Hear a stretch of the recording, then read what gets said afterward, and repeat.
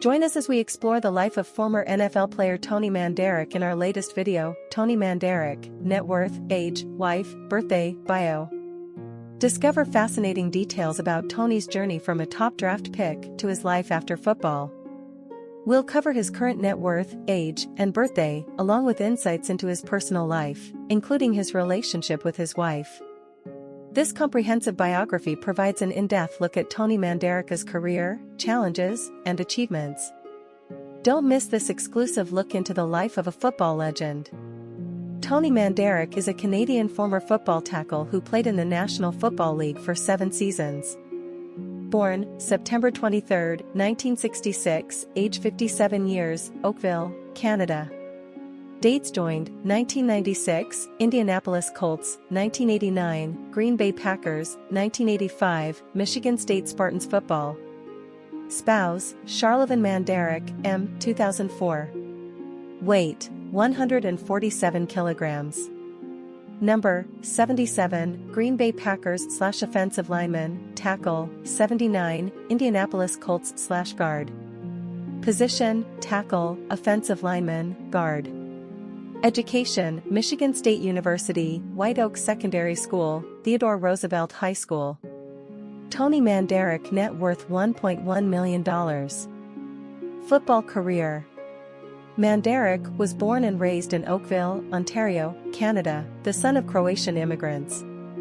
After his older brother John received a scholarship to play football at Kent State University in Kent, Ohio, John convinced his parents to allow Tony to play his senior year of high school football at Theodore Roosevelt High School in Kent to improve his chances of receiving a scholarship. Recruited to Michigan State University by defensive back coach Nick Saban, Mandarich played in the 1988 Rose Bowl and was named a first-team All-American, an Outland Award finalist and a 2-time Big Ten Lineman of the Year. Upon his entry into the 1989 NFL Draft, both scouts and media, most notably Sports Illustrated, which did a cover story on him, nicknaming him the Incredible Bulk, began trumpeting Mandarich as the best offensive line prospect ever, touting his measurables.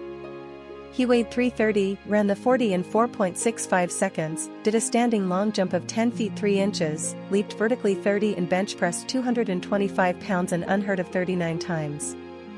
He appeared on the cover of Sports Illustrated twice and was also a colorful character, illustrated by such instances as challenging then heavyweight boxing champion Mike Tyson to a fight, missing scheduled public appearances due to being drunk or hungover, his well-documented love of the band Guns N' Roses. He had a dog named Axel and also a tattoo of the cross design from the cover of Appetite for Destruction on his arm, and referring to Green Bay as a village.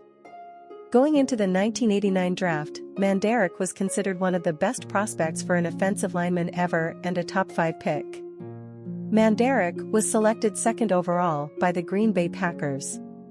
Drafted as an offensive tackle, Mandarich never lived up to the stellar expectations set for him. After a lengthy holdout, which was not settled until the week before the regular season kickoff, he spent most of his first year on the special teams unit. He was also known for having attitude issues. He was quoted as saying, "I am not like other players, I am Tony Mandarich, and they have to understand that. If they don't like it, that is just the way I am and they are going to learn to like it."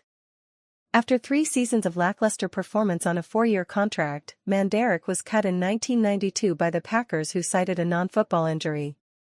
Mandarich is often referred to as one of the top 5 best NFL draft picks of all time, having been drafted ahead of future NFL stars such as Barry Sanders, Derek Thomas, Deion Sanders, Steve Atwater, Eric Metcalf, and Andre Rison. The September 28, 1992, cover of Sports Illustrated featuring Mandarich labeled him the NFL's incredible bust. The question of steroid use has been discussed as a possible factor in Mandarich's spectacular failure. Mandarich did not admit his steroid use until 2008. Until then, he publicly blamed his work ethic in a 2003 Milwaukee Journal Sentinel article. "I wanted to create as much hype as I could for many different reasons, exposure, negotiation leverage, you name it. And it all worked, except the performance wasn't there when it was time to play football." The first Sports Illustrated cover story included allegations of steroid abuse in college, however, mentioning acne of his arms and premature balding. After getting cut by the Packers, he went to Traverse City, Michigan, for 2 years, addicted to drugs and alcohol. His family checked him into a rehabilitation clinic on March 23, 1995, and he became sober. Mandarich returned to football for 3 years between 1996 and 1998, with the Indianapolis Colts starting all 16 games during the 1997 season. He retired from football in 1998 due to a shoulder injury. Post-football career. After his career was over, he moved back to Canada. He owned a golf course and remarried his wife Char in 2004. From September 2004 until September 2005, Mandarich served as an NFL analyst for the Score TV sports network in Canada. He quit in October 2005 and moved to Arizona. He now runs a photography studio, having begun doing nature photography as a hobby in 1990. Mandarich has expanded his business, named Mandarich Media Group, to include photography, video production, web design, search engine optimization, and internet marketing. In September 2008, Mandarich admitted to using anabolic steroids during his college career at Michigan State, and that he faked a drug test before the 1988 Rose Bowl. Mandarich stated that he did not use steroids while in the NFL, but did reveal that he was addicted to alcohol and painkillers while playing for the Packers. Tony Mandarich's older brother John made his own reputation in professional football in the Canadian Football League. John Mandarich's early death from skin cancer is documented in Tony's memoir. In the March 2009 issue of Sports Illustrated, Mandarich spoke about his use and addiction and about his book called My Dirty Little Secrets, Steroids, Alcohol and God.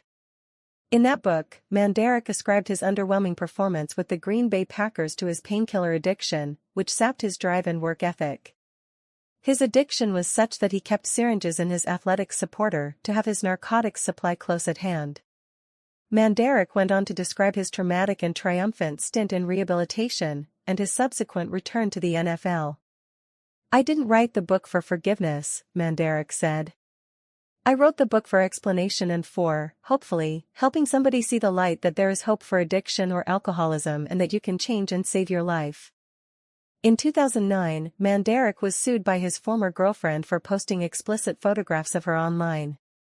In 2019, ESPN broadcast an hour-long documentary on Mandarich as an episode of its sports news magazine series E! 60.